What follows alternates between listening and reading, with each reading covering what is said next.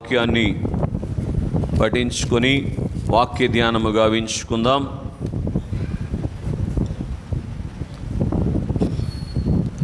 అపోస్తల కార్యముల గ్రంథము 2వ అధ్యాయము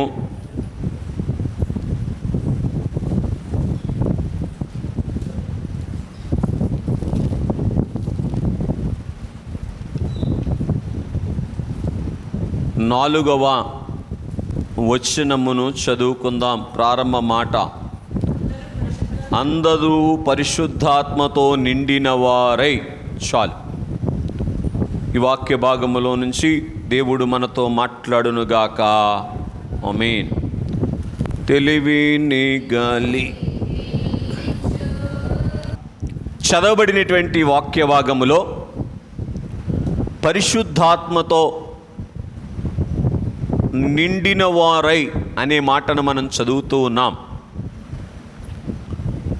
ఆది నుంచి కూడా దేవుడు తన ఆత్మను తన యొద్దకు వచ్చినటువంటి భక్తులైనటువంటి వారికి అనుగ్రహిస్తూనే ఉన్నటువంటి వారుగా ఉన్నారు.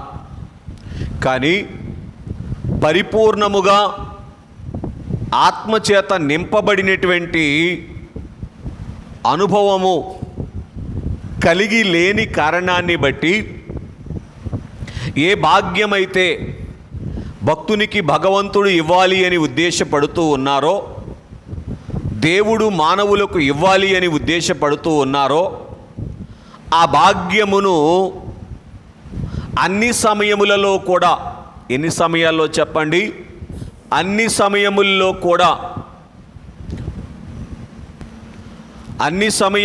కూడా దేవుడు అందించదలంచుకున్నటువంటి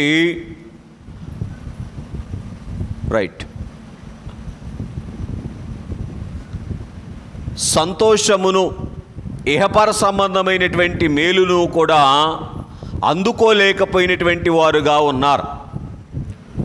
కనుక అంటే దేవుని యొక్క స్థితి ఏమిటి అంటే, ఈ లోక సంబంధమైనటువంటి పరిస్థితులతో సంబంధము లేకుండా మానవునికి అవసరమైనటువంటి సంతుష్టిని దేవుడు అన్ని సమయముల్లో అన్ని పరిస్థితుల మధ్య అనుగ్రహించగలిగేటువంటి వారుగా ఉన్నారు. ఇది అందుకొనుట కొరకు దైవాత్మ చేత నింపబడినటువంటి అవసరము చాలా ఉన్నది అని మనం గుర్తించాలి. దైవాత్మ చేత నింపబడకపోతే ఐహిక విచారాలు ఏమి చేస్తాయి అంటే, దేవుడు మనకు అనుగ్రహించదలంచుకున్నటువంటి భాగ్యమును అందుకోకుండా చేసేటువంటివిగా ఉన్నాయి అని మనం చూస్తూ ఉన్నాము. కనుకనే పాత నిబంధన కాలములో దేవజనాంగముగా పిలువబడినటువంటి వారు కూడా అనేక పర్యాయాలు తొలగిపోయిన వారుగా ఉన్నారు. ఏమైపోయారు చెప్పండి? తొలగిపోయిన వారుగా ఉన్నారు. అందుకే బ్రతిమలాడి చెప్పాను, అయ్యా ఆత్మకుమ్మరింపు కూటాలు అందుకొనండి, ఆత్మకుమ్మరింపు కూటాల్లోనికి వచ్చి ఆత్మను అందుకొనండి అని. మీకు ఒక మాట చెప్పనా? ఆత్మను అనుగ్రహించటం అనేటువంటిది దేవుని యొక్క అనుగ్రహం. దేవుని యొక్క అనుగ్రహం. యోవేలు గ్రంథం 2:28 మీరు చదివినా, అలాగే యోహాను సువార్త 21వ అధ్యాయములో మరి శిష్యులైనటువంటి వారి మీద ఆయన ఆత్మను ఊదిన దేవుడు ఇచ్చినటువంటి అనుగ్రహం. కనుక ఈ అనుగ్రహాన్ని నేను కూడా అందుకుంటాను అనినటువంటి వారు ఏం చేస్తారు? ఏకీభవించి అందుకోగలిగేటువంటి వారుగా ఉన్నారు. నాకు అవసరము లేదు అని అంటే ఏం చేసినట్లు లెక్క అంటే, దేవుని యొక్క అనుగ్రహాన్ని తృణీకరించినట్టు లేదా పోగొట్టుకున్నటువంటి పరిస్థితి కింద లెక్క. కనుక స్నేహితులారా గమనించండి. సరే, సమయము పరిగెడతా ఉంది కాబట్టి వేగంగా వెళదాం. అలాగున ఆది క్రైస్తవ సంఘము స్థాపనకు కారణము పరిశుద్ధాత్ముడే పునాది వేశారు అని నేను అంటాను. శిష్యులైనటువంటి వారు ఎప్పుడైతే దేవుని యొక్క ఆజ్ఞకు లోబడ్డారో, దేవుడు వారి విషయములో చేసినటువంటి వాగ్దానం యొక్క నెరవేర్పు పూర్తయింది. ఎలాగంటే మత్తయి సువార్త 16వ అధ్యాయములో ప్రభు అంటారు, నీవు పేతురువు, నీ మీద నా సంఘమును కట్టుదును అని తెలియచేశారు. కనుక పేతురు సంఘమును స్థాపించటానికి లేదా పేతురును సంఘానికి పునాదిగా దేవుడు వాడుకోవటానికి, అఫ్కోర్స్ సంఘానికి వాక్యమే పునాది, కానీ బహిరంగముగా పేతురును పునాదిగా దేవుడు వాడుకోవటానికి మార్గం ఎప్పుడు సరళం చేయబడింది? పరిశుద్ధాత్మ చేత ఆ సంఘం వారు నింపబడినప్పుడు అని మనం చూస్తూ ఉన్నటువంటి వారముగా ఉన్నాం. అట్లాగే మనల్ని కూడా ఏ ఉద్దేశముతో దేవుడు ఈ లోకానికి పంపించారో, ఏ ఘనమైనటువంటి కార్యము మన జీవితములో దేవుడు చేయాలి అనుకున్నారో, లేదు మన ద్వారా మరొకరికి చేయించాలి అని అనుకున్నారో, ఇది నెరవేరుట కొరకు పరిశుద్ధాత్మ చేత నింపబడినటువంటి అనుభవం అనేటువంటిది చాలా ప్రాముఖ్యమైనటువంటిది. కనుక దైవజనులు చెప్పిన మాట, ఆత్మచేత నింపబడినటువంటి వారు శోధనలలో నిలవబడేటువంటి వారుగా ఉంటారు. దేంట్లో అంట చెప్పండి? శోధనలలో నిలబడేటువంటి వారుగా ఉంటారు. కనుక ప్రతి మానవునికి ఈ లోకములో శోధన వస్తుంది. కానీ శోధనలో నిలబడాలంటే బలము సరిపోదు, తెలివి సరిపోదు, జ్ఞానము సరిపోదు, కానీ పరిశుద్ధాత్మ తండ్రి యొక్క సహాయం అనేటువంటిది చాలా అవసరం అని మనము గ్రహించాలి. ఇంతకీ శోధనలో నిలబడటం అంటే అర్థం ఏంటి చెప్పండి ఒకసారి. సరే, శోధన వచ్చినప్పుడు పాపములో పడిపోకుండా ఉండటమే శోధనలో నిలబడటం. ఆ శోధన ద్వారా ఏ బహుమానము దేవుడు మన కొరకు సిద్ధపరిచారో దానిని అందుకోవటమే శోధనలో నిలబడేటువంటి భాగ్యము అని మనం గుర్తించవలసినటువంటి వారముగా ఉన్నాం. కనుక స్నేహితులారా, బాగా గమనించండి. విశ్వాస జీవితములో దేవుడు అనుగ్రహించినటువంటి ప్రతి స్థితిలో కూడా ఏమున్నదో తెలుసా? దేవుడు మనకు ఇవ్వాలనుకున్నటువంటి బహుమానము దాగి ఉన్నది. ఇది మనం తప్పక గుర్తించవలసినటువంటి వారముగా ఉన్నాం. అందుకే దైవజనులు పాడారు, ఆపదల్ రానిచి మమ్ము ఆదుకొన్నావుగా. పూర్తిగా పాడితే సమయం అయిపోద్ది. కాబట్టి కనుక ఆపదలు ఎందుకు రానిచ్చేది అంటే ఆయన మనను ఆదుకోవటానికి, ఆయన మనకు మరింత సమీపము కావటానికి.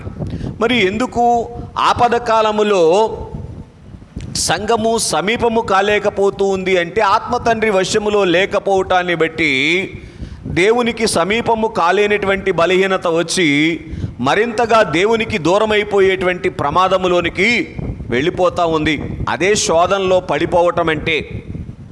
కాబట్టి మరి ఒకటిగా దైవజనులు చెప్తూ, ఒకవేళ ఏదైనా కారణమును బట్టి బలహీనతలో పడిపోతే తిరిగి మరలా లేవటానికి పరిశుద్ధాత్మ తండ్రి సహాయం చేసేటువంటి వారుగా ఉన్నారు.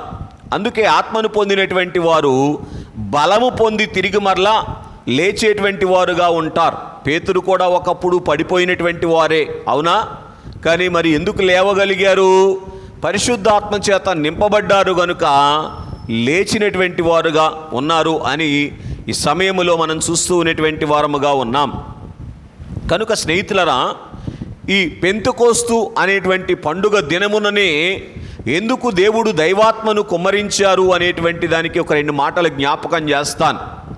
పెంతెకోస్తు పండుగ అంటే దాని అర్థం ఏమిటి అంటే 50 దినముల పండుగ.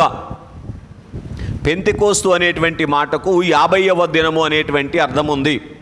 పస్కా పండుగ దగ్గర నుంచి 50 దినాలకు ఏమండి వచ్చేటువంటి పండుగ ఏమిటంటే ప్రథమ ఫలముల పండుగ. యూదులైనటువంటి వారు దేవుడు వారికి ఇచ్చినటువంటి స్వాస్థ్యముల్లో నుంచి పంట చేతికి వచ్చేది 50 దినాలకి. అప్పుడు వారు ఆ పంటలో ఉన్నటువంటి ప్రథమ ఫలాన్ని తీసుకొని వచ్చి దేవుని మందిరములో అర్పించేటువంటి వారు. కనుక ఆ పెంతెకోస్తు పండుగ దినమునే దేవుడు ఏం చేశారంటే, పెంతెకోస్తు పండుగ దినమున ఆ రోజు యూదులు ఎలాగైతే పంట కోసారో దేవుడు కూడా పంట కోశారు. దేవుడు ఏ పంట కోశారు? ఆత్మల పంట కోసినటువంటి వారుగా ఉన్నారు. అదే అపోస్తుల కార్యముల గ్రంథము 2వ అధ్యాయములో పరిశుద్ధాత్మ వారి మీదికి దిగి వచ్చినప్పుడు వారు ఎవరి పంట అయ్యారు? దేవుని పంట అయ్యారు. దేవుని వశమైనటువంటి వారుగా ఉన్నారు. దేవుని యొక్క స్వాస్యముగా దీవించబడినటువంటి వారుగా ఉన్నారు. కాబట్టి ఈ పెంతెకోస్తు పండుగ నేపథ్యము ఏమిటి అంటే పస్కా పండుగ తరువాత 50 దినాలకు వచ్చేటువంటి పండుగ కనుక అని మనం విన్నాం. యేసు ప్రభు వారు పస్కా పండుగ దినమున శిలువ మీద వధించబడ్డారు. 50 దినాలకు పెంతెకోస్తు పండుగ వచ్చింది. ఆ రోజు యేసు ప్రభు వారు ఆయన వధించబడినటువంటి ఫలమైనటువంటి పంటను అందుకోవటానికి తన యొద్దకు వచ్చినటువంటి 120 మంది మీద ఏం చేశారు చెప్పండి? ఆత్మను కుమ్మరించినటువంటి వారుగా ఉన్నారు. తద్వారా వారు దేవునికి ఇష్టమైనటువంటి పంటగా తీర్చిదిద్దబడినటువంటి వారుగా ఉన్నారు. కనుక స్నేహితులరా, ఈ పెంతెకోస్తు పండుగ దినమున జరిగినటువంటి కార్యమే సంఘానికి పండుగ అయింది. ఏమైంది చెప్పండి? నేటి దిన అంశం ఏమిటి అంటే పండుగలోని పండుగ. ఏమైంటిది? ఇదేంటిది? అసలే పండుగ అయితే మళ్ళీ పండుగలో పండుగ ఏంటి? పండుగ అంటున్నారు కానీ ఈ పండుగలో మాకేం పండుగ ఉంది అని ఆలోచిస్తున్నటువంటి వారులారా, దైవజనులు దేవదాసయ్య గారు వ్రాసినటువంటి 38వ పాట ఈరోజు మన యొక్క ధ్యానాంశమై ఉన్నది. ఆ పాటలో పండుగలో ఉన్నటువంటి పండుగను దైవజనులు వివరంగా తెలియచేశారు. దానినే ధ్యానం చేయటానికి ప్రయత్నం చేద్దాం. పరిశుద్ధాత్మ తండ్రి సహాయం చేయునుగాక. ఆమేన్. కనుక మొట్టమొదటిగా మనం చూస్తే పండుగ పెంతెకోస్తు పండుగ విశ్వాసులారా పండుగ మరింపై నిలచి వాసము చేసినట్టి పండుగ. చాలు స్నేహితులారా, గమనించండి. పల్లవిలో దైవజనుల ద్వారా పరిశుద్ధాత్మ తండ్రి వ్రాయిస్తూ భక్తజనుల హృదయములో నిండుగా కుమ్మరింపై నిలిచి వాసము చేసినట్టి పండుగ. ఏమిటి పెంతెకోస్తులో ఉన్నటువంటి పండుగ అని అంటే పిల్లరా, ఏ పరిశుద్ధాత్మ భక్తునికి అవసరమో ఆ పరిశుద్ధాత్మ తండ్రి గారు భక్తజనముల యొక్క హృదయములో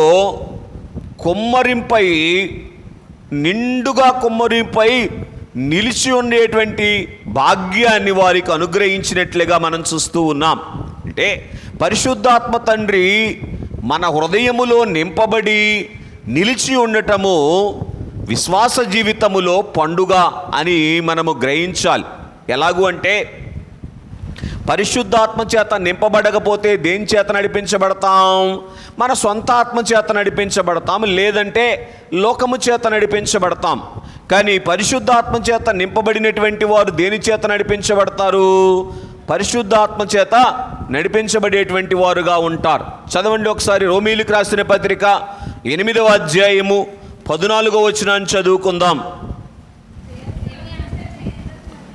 దేవుని ఆత్మ చేత ఎందరు నడిపింపబడుదురో వారందరూ దేవుని కుమారులు అనబడుదురు. చాలు. కనుక స్నేహితులారా, గమనించండి. దైవాత్మ చేత నడిపించబడేటువంటి భాగ్యము దొరికినట్లుగా మనం చూస్తూ ఉన్నటువంటి వారముగా ఉన్నాం. ఎప్పుడైతే ఆత్మచేత నడిపించబడతామో అప్పుడు కలిగేటువంటి భాగ్యం ఏమిటి అంటే సమస్తము పైన జయము పొందేటువంటి వారముగా ఉంటాం. అందుకే పౌలు గారు అంటారు 13వ వచనములో, పిల్లరా, ఆత్మచేత శరీర క్రియలను చంపివేయుడి అని తెలియచేసినటువంటి వారుగా ఉన్నారు. శరీరం పైన జయం పొందుతాం, లోకము పైన జయం పొందుతాం, సాతాను పైన జయము పొందేటువంటి భాగ్యములోనికి వచ్చేటువంటి వారముగా ఉంటాం. కాబట్టి ఇలాగున ఏవేవి మానవునికి లేదా భక్తునికి హానికరమై ఉన్నాయో వాటి మీద జయమిచ్చేటువంటి ఆత్మచేత నింపబడినటువంటి స్థితి పండుగ దండగ చెప్పాలి. పండుగ దండగ పండుగ. ఏవేవి మనకు హానికరముగా ఉన్నాయో వాటన్నిటినీ జయించగలిగేటువంటి పరిశుద్ధాత్మ చేత నింపబడినటువంటి భాగ్యము ఈ యొక్క పెంతెకోస్తు పండుగ రోజున శిష్యులైనటువంటి వారికి ఆ రోజు సంఘమైనటువంటి మనకు ఈరోజు దొరికినట్లుగా మనం చూస్తూ ఉన్నాం. అదేంటండి, మేము ఎప్పుడో పొందాం కదా? అవును, బాప్తిసం పొందిన రోజునే పరిశుద్ధాత్మను పొందుతాం. కానీ దైవజనులు చెప్పిన మాట ఏంటంటే, పొందుకున్నటువంటి ఆత్మచేత దినదినము నింపబడాలి. ఏం చేయబడాలి? దినదినము నింపబడినటువంటి అనుభవములోనికి వచ్చినటువంటి వారముగా ఉన్నప్పుడు మరింతగా బలపడి మనం అందుకోవలసినటువంటి జయమును అందుకునేటువంటి వారముగా ఉంటాం. ఎందుకు మనం అందుకోవాల్సినటువంటి జయం ఏంటి? ఎంతకీ ప్రకటన గ్రంథం 3వ అధ్యాయం 21వ వచనములో మనం చూస్తాం, దేవుని సింహాసనం యొద్దకు చేరేటువంటి జయం. అర్థమవుతుందండి? కాబట్టి అట్టి గొప్ప జయమును అందించేటువంటి పూర్ణతను, పూర్ణ బలం ఇచ్చేటువంటి భాగ్యం ఈరోజు దొరికినట్లుగా మనం చూస్తూ ఉన్నాం. కొరింథీయులకు రాసినటువంటి 2వ పత్రిక 4వ అధ్యాయము 16వ వచనాన్ని చదువుకుందాం. అమ్మా, కావున మేము అధైర్యపడము, మా బాహ్య పురుషుడు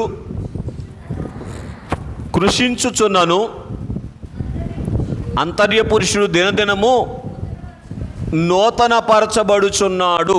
కనుక స్నేహితులారా, బాగా గ్రహించండి సంగతి ఏమిటి అని మనం ఆలోచన చేస్తే, ఆత్మచేత నింపబడినటువంటి సంఘము ఏమంటా ఉందంటే, బాహ్య పురుషుడు కృషించిపోతూ ఉన్నప్పటికీ కూడా పూర్తి చేయండి, ఏమంటలేదు, బాధపడటం లేదు. అర్థమవుతోంది అండి? అంటే బాగా గ్రహించండి, విశ్వాస జీవితములో దేనిని కాపాడుకోవాలో దానిని కాపాడుకునేటువంటి అనుభవములోనికి వచ్చి పండుగ భాగ్యాన్ని ఆత్మచేత నింపబడినటువంటి వారు అందుకునేటువంటి వారుగా ఉన్నారు.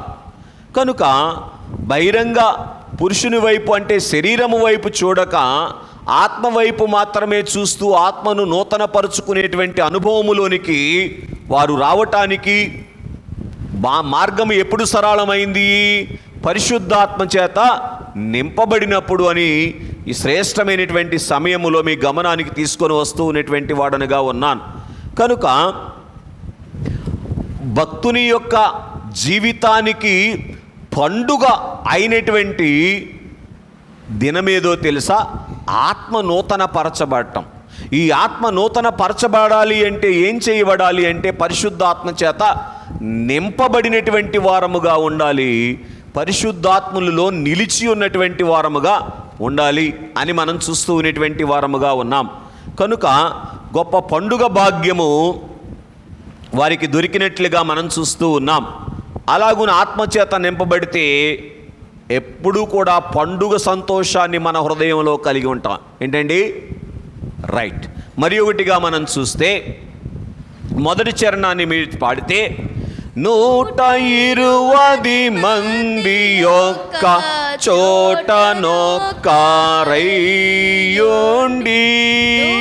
120 మంది యొక్క చోట నొక్కారయ్యుండి, కూటమున ప్రార్థించుచుండ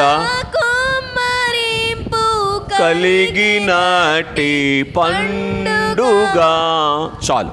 కనుక స్నేహితులారా, గమనించండి సంగతి ఏమిటి అని మనం ఆలోచన చేస్తే, అనేకులను ఒక్కరినిగా చేసినటువంటిది ఈ పండుగ. ఎంతమంది ఉన్నారు అక్కడ? 120 మంది ఉన్నారు. 120 మందిని కూడా ఒక్కరు కలిగినటువంటి మనసే అందరూ కలిగినటువంటి స్థితిలోనికి తీసుకొని వచ్చినటువంటిదే ఈ యొక్క పరిశుద్ధాత్మ కుమ్మరింపు అని మనం చూస్తూ ఉన్నాం. బాగా గ్రహించండి.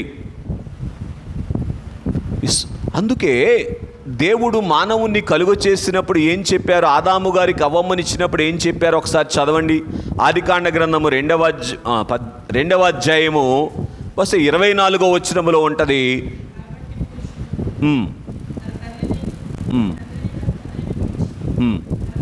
సరే, అక్కడ వారు ఏక శరీరమయ్యుందురు అని రాయబడి ఉంటుంది.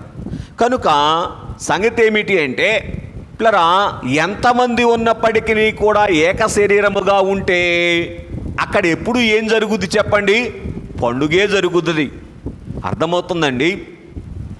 ఇద్దరున్నా వేరువేరుగా ఉన్నారనుకోండి, ఒకరి మనసు ఒకలాగా ఇంకొకరి మనసు ఒకలాగా ఉంటే ఇంటి నిండా ఐశ్వర్యం ఉన్నా సంతోషం ఉంటుందా? అది సంగతి.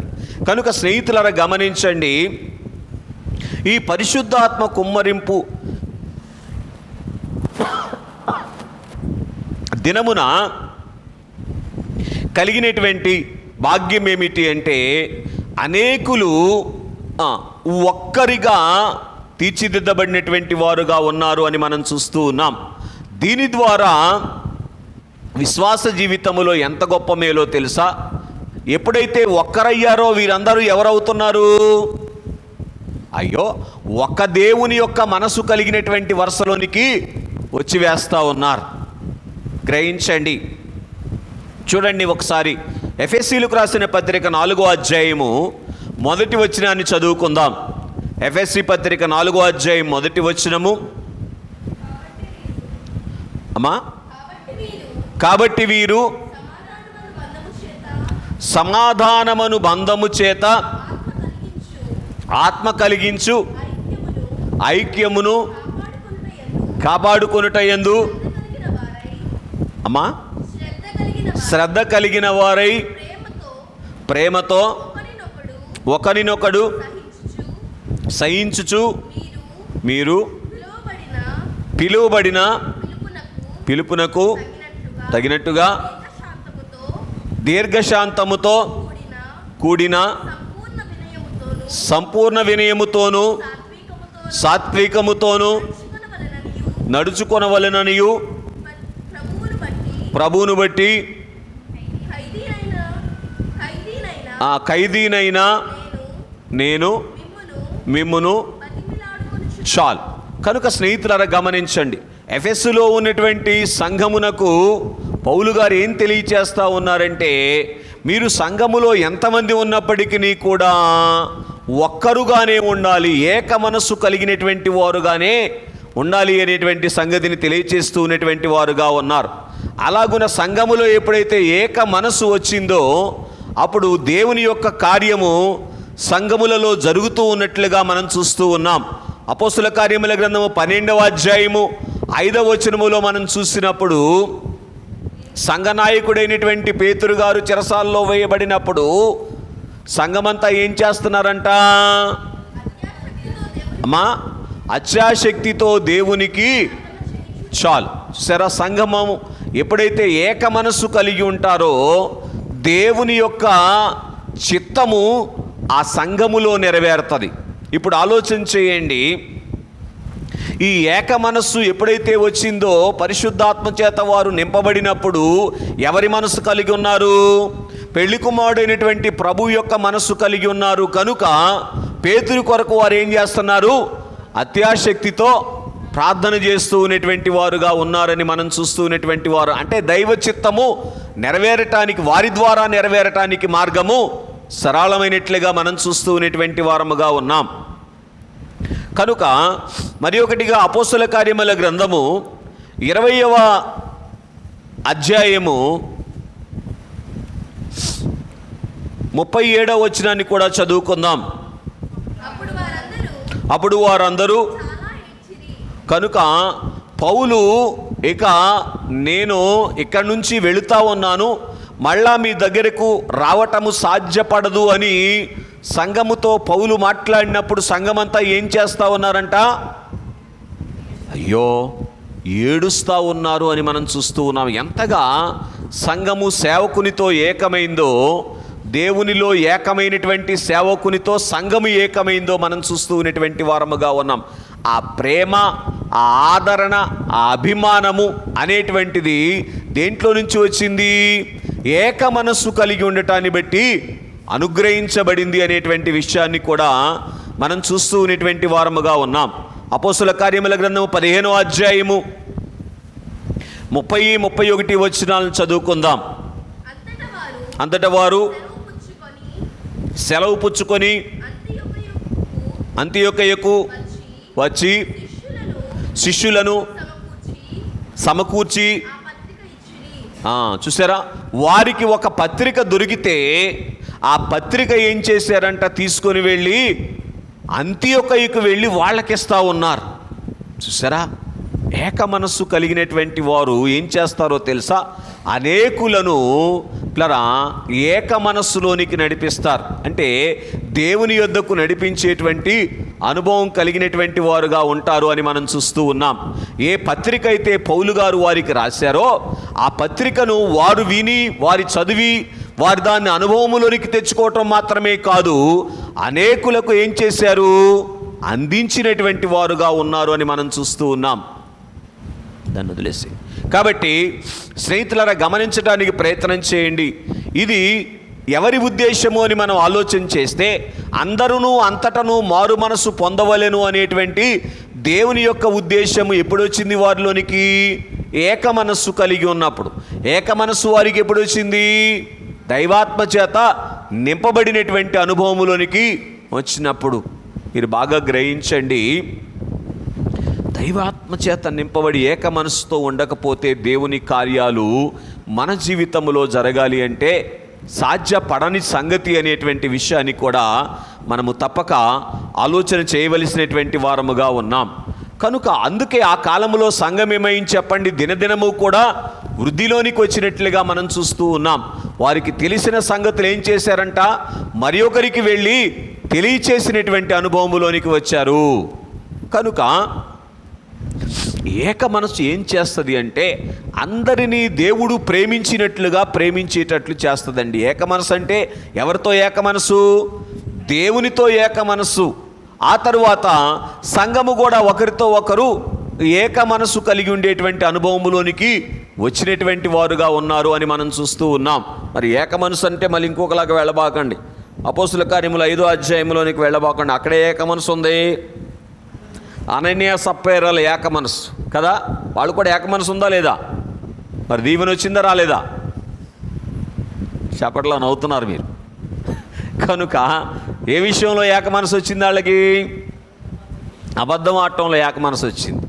కనుక స్నేహితులారా గమనించండి, తద్వారా నష్టపోయినటువంటి వారుగా ఉన్నారు.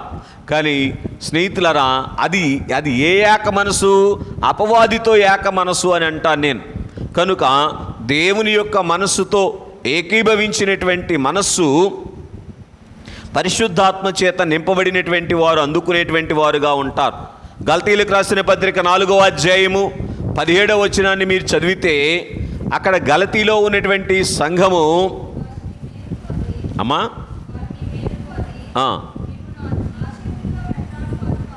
4:17 మీరు చెప్పుకొనినటువంటి ధన్యత ఏమైనది? సఖ్యమైతే మీ కన్నులు ఊడబెరికి నాకు ఇచ్చివేసిందురని మిమ్మును గూర్చి మీ పక్షమున సాక్ష్యమిస్తా ఉన్నాను. చాలండి. కనుక ఒకప్పుడు ఆత్మచేత నింపబడినటువంటి సంఘముగా ఉన్నటువంటి గల్తీ సంఘం ఏం చేసే పరిస్థితిలో ఉందంటండి? పౌలు గారికి కంటి చూపు తక్కువగా ఉంటే, అయ్యో నా కన్నులు ఓడరికి మా పౌలు గారికి ఇస్తే ఇంకా ఎక్కువ సేవ చేస్తారు కదా అనే మనసులోనికి వచ్చారంట. దేవునికి మహిమ కలుగునుగాక. అర్థమవుతుందండి? ఏక మనస్సు ఏం చేస్తుంది అని మీకు జ్ఞాపకం చేస్తున్నానంటే, దేవుని యొక్క ప్రేమను కలిగి ఉండేటువంటి అనుభవములోనికి తీసుకొని వస్తుంది అని మీ గమనానికి తీసుకొని వస్తూ ఉన్నటువంటి వాడనగా ఉన్నాను. కనుక ఆలకించటానికి, ఆలోచన చేయటానికి ప్రయత్నం చేద్దాం. కనుక ఇది ఎవరి మనసు? ఈ పెళ్లి కుమారుడైనటువంటి ప్రభు యొక్క మనస్సు. ఎవరి మనసు చెప్పండి? కనుక మనకు లేని భాగ్యమును ఆయన మనకు అనుగ్రహించుట కొరకు తన ప్రాణాన్ని కూడా ఆయన ఏం చేశారు చెప్పండి? ఫణముగా పెట్టినటువంటి వారుగా ఉన్నారు. అని మనం చూస్తూ ఉన్నటువంటి వారముగా ఉన్నాం. పరిశుద్ధాత్మ చేత నింపబడినటువంటి సంఘము అలాగున ఘనమైనటువంటి స్థితిలోనికి వచ్చినట్లుగా మనం చూస్తూ ఉన్నాం. మరి ఒకటిగా తరువాతి చరణాన్ని మీరు చూస్తే, నేడు నందరు నేకముగా మూడవ చరణాన్ని పాడుకుందాం.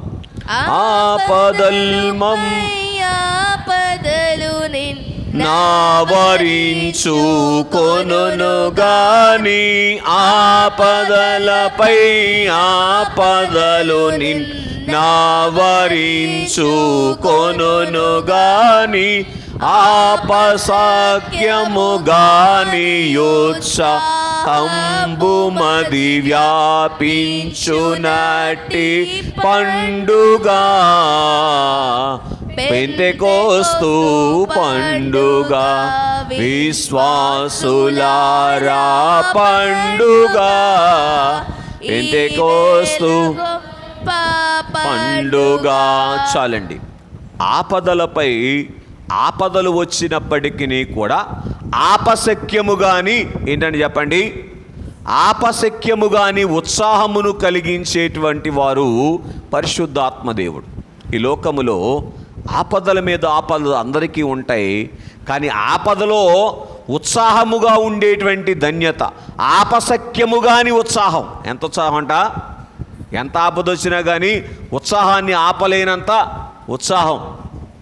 అటువంటి ఉత్సాహము ప్లరా అనుగ్రహించేటువంటి ప్లరా పరిశుద్ధాత్మ చేత వారు ఏం చేయబడ్డారంటే నింపబడినటువంటి వారుగా ఉన్నారు అని ఈ శ్రేష్టమైనటువంటి సమయములో మనం చూస్తూ ఉన్నటువంటి వారముగా ఉన్నాం. కనుక వారి జీవితంలో ఎటువంటి ఆపదలు ఎదురయ్యాయో చూస్తూ ఉన్నాం. అంత సంతోషాన్ని వారు అనుభవించారు. కొరింథీయులకు రాసినటువంటి 2వ పత్రిక 8వ అధ్యాయము 2వ వచనాన్ని చదువుకుందాం. ఏలయనగా వారు బహుశ్రమల వలన పరీక్షింపబడగా అత్యధికముగా సంతోషించిరి. చాలండి. ఎప్పుడంటే అత్యధికముగా సంతోషించింది, బహుశ్రమలలో అత్యధికముగా సంతోషించినటువంటి అనుభవము ప్లరా వారు కలిగినటువంటి వారుగా ఉన్నారు. స్నేహితులారా గమనించండి, శ్రమ వాసన రాకముందే అత్యధికముగా విచారపడేటువంటి పరిస్థితి ఎవరికి వస్తుంది? ఆత్మచేత నింపబడని వారికి. దేవదాసయ్య గారు చెప్పారు, వచ్చిన కష్టాల కంటే వస్తాయనుకున్న కష్టాలే ఎక్కువ బాధ పెడతాయంట మనిషిని. ఏంటంటండి, వచ్చిన కష్టాల కంటే వస్తాయి అనుకున్న కష్టాలే మనిషిని ఎక్కువ బాధ పెడతాయంట. కనుక స్నేహితులారా గమనించండి, సంగతి ఏంటంటే ఇక్కడ సంఘమునకు ఆపదల మీద ఆపదలు వస్తూ ఉన్నప్పటికీ కూడా అసలు ఆపదలు ఎందుకు పంపిస్తాడు అపవాది? ఉత్సాహం లేకుండా చేయటానికి, మనోవిచారం తీసుకొని రావటానికి. కానీ పరిశుద్ధాత్మ తండ్రి మనలో ఉంటే ఏం చేస్తారు? ఆపసఖ్యముగా అనేటువంటి ఉత్సాహాన్ని అనుగ్రహిస్తారు. ఇలా గ్రహించండి. ఇక్కడ మనం చూస్తే నాటి కాలములో మాసిదోనియాలో ఉన్నటువంటి సంఘము ఆపశక్యముగా అనేటువంటి ఉత్సాహమును కలిగి ఉన్నట్లుగా మనం చూస్తూ ఉన్నాం. తెస్సలోనికీయులకు రాసినటువంటి మొదటి పత్రిక 4వ అధ్యాయము 6వ వచనాన్ని చదువుకుందాం. తెస్సలోనికీయులకు రాసిన మొదటి పత్రిక 1వ అధ్యాయము 6వ వచనం. అలాగే ఫిలోమోనికి రాసిన పత్రిక 1వ అధ్యాయం 7వ వచనం. అమ్మా, పరిశుద్ధాత్మ వలన కలుగు ఆనందముతోనూ గొప్ప ఉపద్రవమందు మీరు అమ్మా వాక్యమును అంగీకరించి మమ్మును ప్రభువును పోలి నడుచుకొనిన వారైతిరి. చాలు. స్నేహితులారా గమనించండి, ఎప్పుడంట గొప్ప ఉపద్రవములో వాళ్ళు ఎలాగున్నారంటే అండి, మళ్ళీ చదవండి. పరిశుద్ధాత్మ వలన కలిగేటువంటి ఆనందాన్ని వారు కలిగినటువంటి వారుగా ఉన్నారని మనం చూస్తూ ఉన్నటువంటి వారముగా ఉన్నాం. కనుక ఆనందానికి ఉపద్రవానికి సంబంధం ఉండకూడదు అని మనం ఆలోచన చేస్తే పిల్లరా పరిశుద్ధాత్మ చేత నింపబడితేనే ఎప్పుడూ కూడా ఆనందంగా ఉండగలుగుతాం. ఇలా అందుకే దైవజనులు ఏమని పాడుకున్నారు? ఆనందకరమైనది మన బ్రతుకెంతో ఆనందకరమైనది. చూసారా? కనుక దేవుని యందు ప్రియ స్నేహితులారా గమనించండి, పరిస్థితులు ఏ విధముగా ఉన్నప్పటికీ కూడా ఆనందకరముగా మన యొక్క బ్రతుకు ఉండాలి అంటే పరిశుద్ధాత్మ చేత నింపబడాలి. గనుక పిల్లరా, విశ్వాస జీవితంలో ఈ పండుగ గొప్ప ఆనందమునిచ్చినటువంటి పండుగ అనేటువంటి సంగతిని మనమే గ్రహిస్తూ ఉన్నటువంటి వారముగా ఉన్నాం. ఈ పండుగలో ఆనందం ఏమిటి అంటే పిల్లరా, ఆపదలో ఆపశక్యము కానిటువంటి ఆనందము దొరికినట్లుగా ఉంది. అదే పండుగ అని మీకు తెలియచేస్తూ ఉన్నాం. ఏ పండుగ? పండుగలోని పండుగ. ఫిలోమోనికి రాసిన పత్రిక 1వ అధ్యాయం 7వ వచనం. ఫిలోమోనుకు రాసిన పత్రిక. సహోదరులారా, అమ్మా, పరిశుద్ధుల హృదయములు నీ మూలముగా విశ్రాంతి పొందినను నీ ప్రేమను బట్టి నాకు విశేషమైనటువంటి ఆనందము. చూసారా? కనుక స్నేహితులారా గమనించండి, విశేషమైనటువంటి ఆనందము, ఆదరణ కలిగినట్లుగా మనం చూస్తూ ఉన్నాం. ఆత్మచేత నింపబడినటువంటి సంఘము ఆపదల మధ్య కూడా వాక్యానుసారముగా నడుస్తూ ఉన్నప్పుడు పిల్లరా, విశేషమైనటువంటి ఆదరణ సంఘనాయకునికి కలిగినట్లుగా మనం చూస్తూ ఉన్నటువంటి వారముగా ఉన్నాం. సరే, మరి ఒకటిగా మనం చూసినప్పుడు ఆత్మ కుమ్మారింపే పరిశుద్ధాత్మ బాప్తిస్మంబు పరిశుద్ధాత్మాభిషేకంబు ఆత్మనందుట ఆత్మ పూర్ణత పండుగ పెంతెకోస్తు పండుగ. కాబట్టి స్నేహితులారా, ఆత్మ పూర్ణతను ఇచ్చినటువంటి పండుగ అంటే ఆత్మను కలిగి ఉండటం మాత్రమే కాదు, ఆత్మ పూర్ణత కంప్లీట్గా వారు ఏమై ఉన్నారంటే ఆత్మచేత పూరింపబడినటువంటి వారుగా ఉన్నారు. ఆత్మ పూర్ణత అనే మాటకు ఒక ఖచ్చితమైన అర్థం చెప్పాలి అంటే సాక్షాత్తు యేసుక్రీస్తు ప్రభువారు ఏ స్థితిలో ఎలాగూ నడిచారో ఆ స్థితిలో వారు అలాగూ నడుచుకున్నట్లుగా మనం చూస్తూ ఉన్నటువంటి వారముగా ఉన్నాం. కాబట్టి దేవుని స్నేహితుల ఆత్మ ఎలాగూ ఉంటే చూడండి, నరుని ఆత్మ ఈ లోకములో ఉండగా ఎలాగూ ఉంటే దేవుని సరసకు చేరతదో అలాగున ఉన్నటువంటి అనుభవములోనికి వారు వచ్చినటువంటి వారుగా ఉన్నారు. ఏ రోజు? ఈ పండుగ రోజున, అంటే పరిశుద్ధాత్మ చేత నింపబడటాన్ని బట్టి. కనుక ఈ పండుగలో ఉన్న పండుగ ఏంటి? మన ఆత్మ దేవలోకము చేరేటట్టు ఉండేటువంటి భాగ్యాన్ని ఇచ్చింది ఈ పండుగ. ఎంత గొప్ప పండుగ! కనుక స్నేహితులారా గమనించండి. మరి ఒకటిగా మనం ఆలోచన చేస్తే జీవబోధలు చేయ గొప్ప జీవగలుంగును వాక్యమందలి జీవబోధలు చేయ గొప్ప జీవగలుంగును వాక్యమందలి భావములు ఒక ప్రక్క నుండి ప్రజలకార్ధమగుచునుండు పండుగ పెంతెకోస్తు పండుగ విశ్వాసులారా పండుగ ఈ వేళ గొప్ప పండుగ. కనుక సంగతి ఏంటి అని మనం ఆలోచన చేస్తే జీవబోధలు చేసేటువంటి భాగ్యము ఏమండి ఒకప్పుడు బొంకిన వారికి దొరికినటువంటి పండుగ. పేతురు గారు ఏం చేశారు? ఒకప్పుడు బొంకిన వారుగా ఉన్నారు. బొంకినటువంటి పేతురు గారు జీవబోధలు చేసేటువంటి బోధకుడైపోయారు.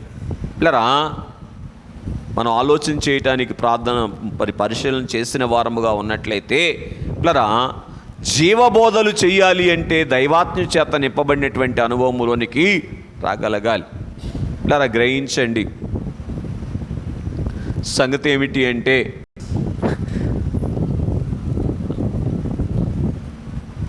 ఆత్మ నిత్య జీవములోనికి ప్రవేశించేటువంటి బోధలు వారు చేసినటువంటి వారుగా ఉన్నారు. అందుకే పిల్లరా జీవబోధలు వారు చేశారు. ఆది క్రైస్తవ సంఘము చేసినటువంటి బోధలు, ఆది అపోస్తలులైనటువంటి వారు చేసినటువంటి బోధలు ఏమండి సంఘాన్ని ఆ రోజు స్థిరపరిచినట్లుగా, బలపరిచినట్లుగా మనం చూస్తూ ఉన్నటువంటి వారముగా ఉన్నాం అని మనం చూస్తూ ఉన్నాం. కనుక అపోస్తల కార్యముల గ్రంథము 4వ అధ్యాయము 3వ వచనము, 8వ అధ్యాయము 4వ వచనాన్ని మనం చదువుకుందాం. అమ్మా, వారిని బలాత్కారముతో పట్టుకొని చదవండి.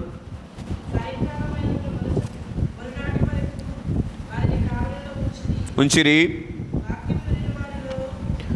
వాక్యము వినిన వారిలో చూసారా అనేకులు నమ్మిరి. వారిలో పురుషుల సంఖ్య చూసారా ఇంచుమించు 5,000 మంది ఆయన. కాబట్టి వాక్యము అనేకులకు ప్లరా వినిపించినటువంటి భాగ్యము వారికి దొరికినట్లుగా మనం చూస్తూ ఉన్నాం. 8వ అధ్యాయం అపోస్తల కార్యముల గ్రంథము 4వ వచనములో కూడా, కాబట్టి చెదిరిపోయిన వారు సువార్త వాక్యము ప్రకటించుచు సంచారము చేసిరి. బాగా వినండి, సంఘానికి శ్రమ వచ్చింది, వాళ్ళు ఏం చేశారు? చెదిరిపోయారు అనేక చోట్లకు. చెదిరిపోయినటువంటి వారు ఏం చేస్తున్నారంటండి? ఎక్కడికి వెళితే అక్కడ సువార్త ప్రకటిస్తూ ఉన్నారు. అందుకే దేవదాసయ్య గారు అన్నారు, ఓ సాతానా, నీవు మా సంఘమును విడదీస్తే ఇంకా అనేక చోట్లకు వెళ్ళి మేము సువార్త చెప్తామన్నారు. సరే, కనుక దైవాత్మ చేత నింపబడితే పిల్లరా ఏ భాగ్యము దొరుకుతుంది అంటే, ఏ స్థలములో అడుగుపెట్టినప్పటికీ కూడా పిల్లరా సువార్త ప్రకటించేటువంటి భాగ్యము, పిల్లరా పండుగ భాగ్యము అని ఎందుకంటున్నానంటే, దీన్ని అనేకుల జీవితాలని పండుగలుగా మలిచేటువంటి భాగ్యముగా మనం చూస్తూ ఉన్నటువంటి వారముగా ఉన్నాం. ఈ పండుగలో ఉన్న పండుగ ఏమిటంటే జీవబోధలు చేసేటువంటి పండుగ, సాక్షాత్తు యేసుక్రీస్తు ప్రభువారు చేసేటువంటి పండుగ, పరిశుద్ధాత్మ దేవుడు చేసేటువంటి బోధ, చేసేటువంటి అనుభవము పిల్లరా సంఘానికి దొరికింది అని మనం చూస్తూ ఉన్నాం. మరి ఒకటిగా బోధను బోధపరిచిన పండుగ ఏంటండి? బోధకుడు బోధ చేస్తూ ఉంటే సంఘానికి బోధపడాలి అంటే ఏం చేయాలి? సంఘము కూడా ఆత్మచేత నింపబడి ఉండాలి. మీరు చదవగలిగితే అపోస్తల కార్యముల గ్రంథము 13వ అధ్యాయము 48వ వచనము, అలాగే 17వ అధ్యాయం 11వ వచనాన్ని కూడా చదువుకుందాం. అన్యజనులు ఆ మాట విని సంతోషించి దేవుని వాక్యమును మహిమపరిచిరి. చాలండి అమ్మా. మరియు నిత్య జీవమునకు నిర్ణయింపబడిన వారందరూ విశ్వసించిరి. కనుక చదవండి అమ్మా, అవలా వచ్చును. కాబట్టి ప్లరా గ్రహించండి, సంగతి ఏమిటి అని మనం ఆలోచన చేస్తే, బోధ వినినటువంటి వారికి బోధ గ్రహింపులోనికి వచ్చినట్లుగా మనం చూస్తూ ఉన్నాం. పరిశుద్ధాత్మతో నింపబడినటువంటి వారు బోధను గ్రహించుకున్నటువంటి వారుగా ఉన్నారు అని వాక్యం మనకు తెలియచేస్తూ ఉంది అని మనం చూస్తూ ఉన్నాం. 17వ అధ్యాయం 11వ వచనాన్ని కూడా చదువుకుందాం అమ్మా.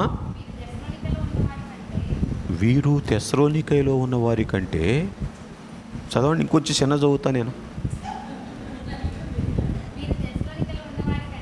మీరు తెస్సలోనికైలో ఉన్నవారి కంటే అమ్మా ఘనులయ్యుండిరి గనుక ఆసక్తితో వాక్యమును అంగీకరించి పౌలును శీలను చెప్పిన సంగతులు అలాగున్నవో లేవో అని అమ్మ ప్రతిదినము లేఖనమును పరిశోధించుచూ వచ్చిరి. కాబట్టి పిల్లరా పరిశుద్ధాత్మ తండ్రి ఏం చేస్తారో తెలుసా? లేఖనమును బోధపరుస్తారు, లేఖనమును పరిశోధించేటువంటి అనుభవంలోనికి తీసుకొని వస్తారు. అయ్యా బైబిల్ చదవండి అని ప్రతిరోజు ఎందుకు చెప్తా ఉన్నాం? చెప్పినా ఎందుకు చదవలేకపోతున్నాం? ఆత్మచేత నింపబడకపోవటాన్ని బట్టి.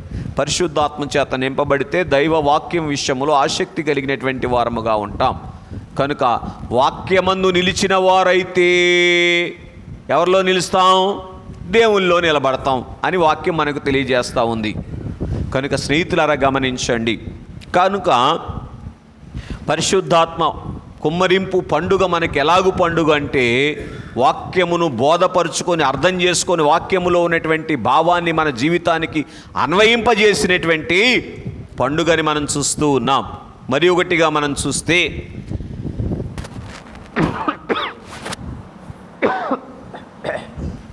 రైట్, కుమ్మరములు కుమ్మరింపు కలుగగా నే కుమ్మరములు కూలిపోవును. కుమ్మరింపు కలుగగానే కుమ్మరములు పోవును. చాలు.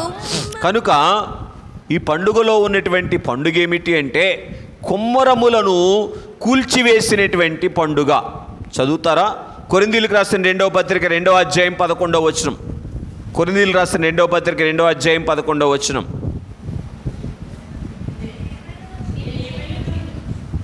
చదవండి.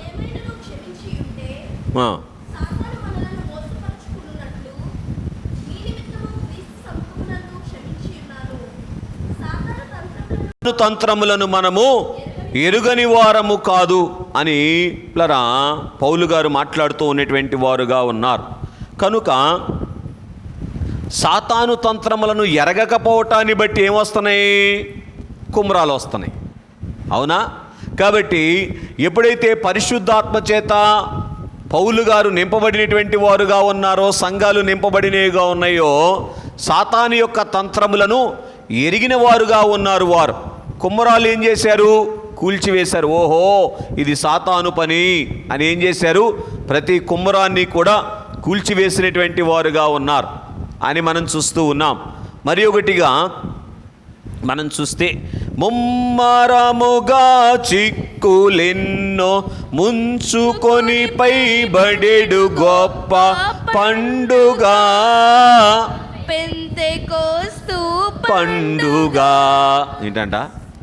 ఇది ఎట్ట పండుగ అండి? నా తెలియకడుతా. చదవండి. ఏం రాశారు అయ్యగారు? ముమ్మరముగా చిక్కులు ముంచుకొని వస్తే పండుగ ఏంటి అసలు? ఇది చెప్పాలి మీరు.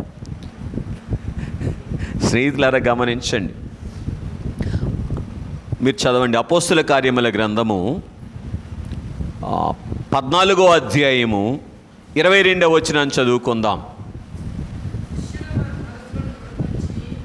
శిష్యుల మనసులను దృఢపరిచి విశ్వాసవందు నిలకడగా ఉండవలెనని అనేక శ్రమలను అనుభవించి మనము దేవుని రాజ్యములో ప్రవేశించవలెను. కనుక ఎప్పుడైతే పరిశుద్ధాత్మ చేత నింపబడ్డారో వారి జీవితములో ముమ్మరముగా ఏమొచ్చినాయి చెప్పండి? చిక్కులు వచ్చి. కనుక ముమ్మరముగా చిక్కులు వచ్చినప్పుడు బలముగా ఎప్పుడైతే వారు నిలబడ్డారో దేవుని రాజ్యములో ప్రవేశించేటువంటి భాగ్యము వారికి దొరికినట్లుగా మనం చూస్తూ ఉన్నాం. కాబట్టి దైవాత్మ చేత నింపబడకపోతే చిక్కు వచ్చినప్పుడు బలహీనపడేటువంటి వారముగా ఉంటాం. కానీ దైవాత్మ చేత నింపబడితే చిక్కులు ముమ్మరముగా వస్తాయి. ముమ్మరముగా వచ్చినప్పుడు బలముగా నిలబడి చిక్కులను జయించి అపవాదిని ఓడించి దేవుడు సిద్ధపరిచినటువంటి బహుమానాన్ని అందుకునేటువంటి వారముగా ఉంటాం అని మనం చూస్తూ ఉన్నటువంటి వారముగా ఉన్నాం. దేవుని రాజ్యములో ప్రవేశించేటువంటి భాగ్యాన్ని సంపాదించుకుంటాం. ఇక చివరి చరణాన్ని మీరు పాడితే, జనములన్నీయు ఆత్మ స్నానము దినక్రమున నొందుగాక జనక కుమారాత్మలకును ఘనత మహిమా పండుగ పెంతెకోస్తు పండుగ. త్రిత్వదేవునికి మహిమ తెచ్చినటువంటి పండుగ. కనుక దేవుడు ఒక్కరైనటువంటి దేవుడు ముగ్గురుగా బయలుపడింది ఎందుకు? మానవుణ్ణి మహిమరూపిగా మార్చటానికి. కనుక ఈ రీతిగా మానవుడు ఏం చేయబడ్డారు అంటే మహిమ రూపములోనికి మార్చబడ్డారు గనుక, ఆత్మచేత నింపబడ్డారు గనుక, ఈ ఆత్మచేత నింపబడినటువంటి వారు మహిమ రూపంలోనికి మార్చబడతారు గనుక ఇది దేవునికి మహిమ తెచ్చినటువంటి పండుగ. 10వదిగా కొరింథీయులకు రాసినటువంటి 2వ పత్రిక 3వ అధ్యాయము 18వ వచనాన్ని మీరు చదువుకుంటే,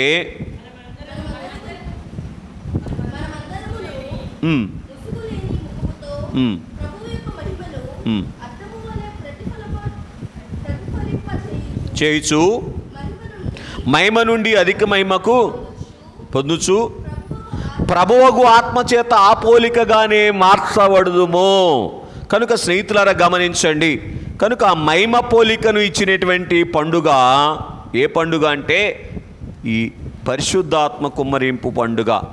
11వదిగా రోమీయులకు రాసిన పత్రిక 8వ అధ్యాయం 13వ వచనములో ఏమండి, శరీర క్రియలను ఆత్మచేత చంపటానికి అవసరమైనటువంటి భాగ్యం ఇచ్చినటువంటి పండుగ. 12వదిగా తెస్సలోనికైలకు రాసినటువంటి పత్రిక 4వ అధ్యాయం 17వ వచనములో ఉన్నటువంటి సంగతి, కొనిపోబడే భాగ్యం ఇచ్చినటువంటి పండుగ, రాకడలో మేఘమెక్కేటువంటి భాగ్యము ఇచ్చినటువంటి పండుగ పెంతెకోస్తు పండుగ. కనుక 12 భాగ్యాలు మనం చూస్తూ ఉన్నటువంటి వారముగా ఉన్నాం. ఏంటంటే చదివేస్తారు ఒకసారి. భక్త జనముల హృదయములలో నిండుగా కుమ్మరింపు అయినటువంటి పండుగ. ఏ కుమ్మరింపు కావాలో ఆ కుమ్మరింపు అందినటువంటి దినం కనుక పండుగ. అనేకులను ఒక్కరిగా చేసినటువంటి పండుగ.